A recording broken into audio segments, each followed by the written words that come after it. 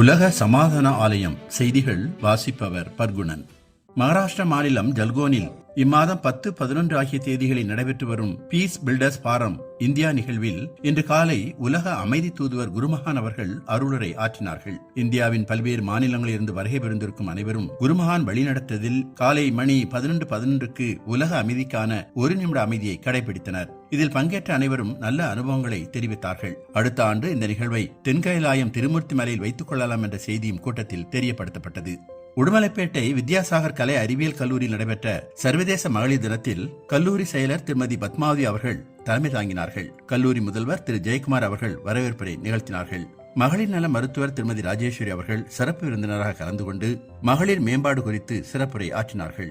கல்லூரி தாளாளர் திருமதி சத்யா அவர்கள் நம்முடைய நோக்கம் பொருள் சேர்த்தலாக இருந்தாலும் நம்முடைய இலக்கு ஆன்மாவை உணர்தல் என தெளிவுபடுத்தினார். விஞ்ஞான ஆசிரியர் திருப்பதி ராஜா அவர்கள் தனி மனித அமைதி மூலம் உலக அமைதி பற்றி எடுத்துரைத்தார். கூட்டத்தில் கலந்து கொண்ட அனைவரும் காலை 11:11 மணிக்கு உலக அமைதிக்காக 1 நிமிடம் அமைதி கடைபிடித்தார்கள். இன்று 10/3/2026 தென்கையிலை உலக சமாதான ஆலயத்தில் குருமகான் அவர்களின் தாயார் மெய் திருமதி லட்சுமி அம்மா அவர்களின் 16வது ஆண்டு நினைவு நாள் தாயார் சன்னதியில் குருமாதா அவர்களின் தலைமையில் நடைபெற்றது. மெஞ்ஞான ஆசிரியர் உமாராணி அம்மா, மெஞ்ஞான ஆசிரியர் ஆனந்தி அம்மா, மெஞ்ஞான செல்வி திலபதி அம்மா, மெஞ்ஞான ஆசிரியர் ராம ஜெகதீசன், மெஞ்ஞான ஆசிரியர் கிருஷ்ணன் ஆகியோர் லட்சுமி அம்மாவை பற்றிய கருத்துக்களை அனைவரிடம் பகிர்ந்து கொண்டார்கள். சர்வ சக்தி சித்தி மகா யஜ்யமான பிரபஞ்ச நல வாழ்த்து ஏற்றப்பட்டு சிறப்பு தியானம் மற்றும் உலக அமைதிக்காக 1 நிமிடம் அமைதி கடைபிடிக்கப்பட்டது. அனைவரும் அன்னை லட்சுமி அம்மா அவர்களின் புகைப்படத்திற்கு மலர் தூவி மரியாதை செய்தார்கள்.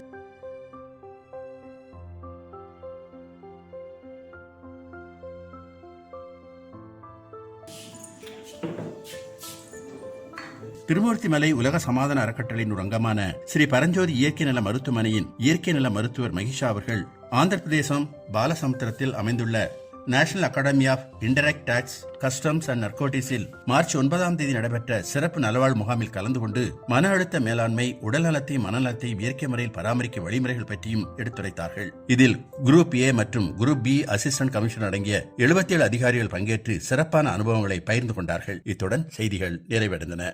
சந்தோஷம்.